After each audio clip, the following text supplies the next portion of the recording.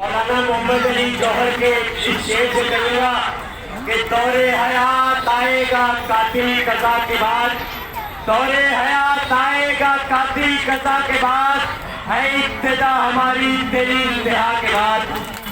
मैं आप तमाम लोगों का, मेरी माओं का, मेरी बहनों का और पीछे मेरे तमाम साथी भाइयों का को जौहर सलाम पेश करता हूँ। साथियों, जब 13 तारीख को और 15 तारीख को जामिया मिलिया इस्लामिया के अंदर ये तड़ीपार और चौकीदार के ये निर्देश के अनुसार दिल्ली पुलिस ने हमला किया, उस वक्त के बाद आपके हमसे जुड़ने के बाद हमारे हौसले दोगुना हो गए हैं, क्योंकि अब हमें पता है कि हमारे साथ हमारी माएं बहनें कंधे से कंधा मिलाकर हमारे साथ इस संघर्ष में शामिल हैं। मैं आप लोगों को बताऊं कि मैं एक हफ्ते के लिए यूपी गया था। यूपी के हालात इतने बदतर हैं कि वहां पर हमारे 27 से 28 भाइयों को शहादत देनी पड़ी है। मैं उन तमाम भाइयों को खराजे अकीदत पेश करता हूँ। उत्तर प्रदेश के मुख्यमंत्री को शर्म आनी चाहिए, जो एक संवैधानिक पद पर बैठते हुए जिस तरह की भाषा का इस्तेमाल कर रहा है कि सीधे ठोक दो, ये एक मुख्यमंत्री की भाषा हो सकती है क्या? इस मुख्यमंत्री कह रहा है कि लोग रजाइयों में पड़े हुए हैं और अपने घर की महिलाओं को बाहर भेज दिया है। मैं उस उत्तर प्रदेश के मुख्यमंत्री को बताना चाहता हूँ कि तुम इतिहास पढ़ो। तुमने इतिहास में पीएम और फातिमा शेख को नहीं पढ़ा, सावित्रीबाई फुले को नहीं पढ़ा, इसलिए तुम्हें पता नहीं है कि हमारी माएं और बहनें कितना आंदोलन कर सकती है, तुमसे कितनी लड़ाई लड़ सकती है। आजादी की लड़ाई में जिस तरह से महिलाओं का योगदान रहा है, और अब जब भारत के संविधान के प्रस्तावना के मूल बिंदुओं पर हमला हो रहा है, तो उस वक्त भी हमारी महिलाएं अगली पंक्तियों में खड़ी है। इसलिए मैं आप तमाम लोगों को सलाम पेश करना चाहता हूँ। मोदी जी कह रहे थे रामलीला में कि सीए तो आएगा, एनआरसी पर कोई बात ही नहीं हुई। अमित शाह जी पार्लियामेंट में कह रहे थे कि एनआरसी तो आएगा।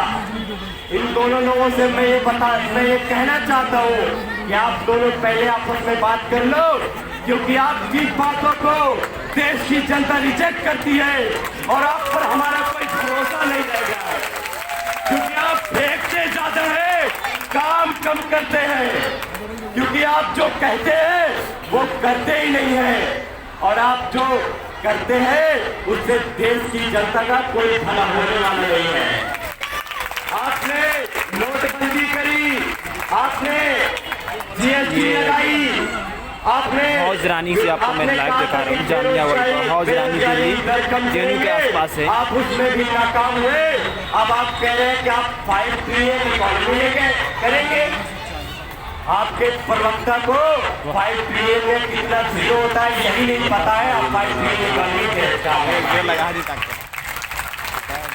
रामलीला मैदान में मोदी जी ये भी कह रहे थे कि ये तो जो आंदोलन कर रहे हैं, जो प्रोटेस्ट कर रहे हैं, ये तो अर्बन नक्सल है, ये तो पढ़े लिखे अर्बन नक्सल है, जो आप लोग जो महिलाओं को वर्गला रहे हैं।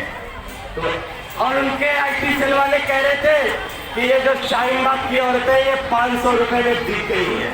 हमारी दादियों ने बहुत अच्छा जवाब उनको दिया है कि तुमको 1 लाख देते हैं, तुम 4 दिन आकर बैठ के दिखाओ, हम आपको समझ जाएंगे तुम कितना आंदोलन कर रहे हो। इनकी दिक्कत क्या है? इनकी दिक्कत ये है कि ये अपने वोट बैंक को सेव करना चाहते हैं। ये उनको भरोसा दिलाना चाहते हैं कि हम हिंदू राष्ट्र लाएंगे, जबकि ये भी एक झूठ है, ये भी एक छलावा है, मेरे हिंदू भाइयों से छलावा है। क्यों? क्योंकि ये पहले राम मंदिर में हिंदू मुस्लिमों को लड़ाते थे, अब वो मुद्दा रहा नहीं, तो उन्हें लगा कि अब एक ऐसा कानून लाते हैं जिससे कि ये फिर हिंदू मुस्लिम करके एक दूसरे की जान के दुश्मन बने रहे। तो मैं मोदी जी आपको बताना चाहता हूँ कि ये देश गांधी को मानने वाला है, ये देश जौहर को मानने वाला है। इस देश में हम इसलिए रुके क्योंकि हमने मौलाना अबुल कलाम आजाद की बातों का भरोसा किया है। इस देश को हम टूटने नहीं देंगे। इस देश के संविधान को बाबा साहब भीमराव अम्बेडकर ने लिखा है और ये देश संविधान से चलेगा।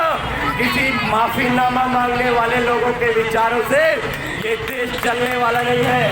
हम आपको इस मंच से और रानी के मंच से आपको एक चेतावनी देना चाहते हैं कि आप 4 हफ्ते बढ़वा लीजिए, 4 महीने बढ़वा लीजिए, 4 साल बढ़वा लीजिए, लेकिन हम तब तक डटे रहेंगे जब तक कि ये काला कानून वापस न लिया जाता हो।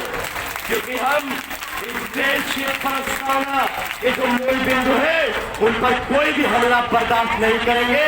बाबा साहब का अपमान नहीं सहेंगे। गांधी और जौहर का हिंदुस्तान बनाएंगे और इस देश में हिंदू मुस्लिम सिख ईसाई भाई भाई का जो नारा है इसको सफल बनाएंगे। इंकलाब जिंदाबाद,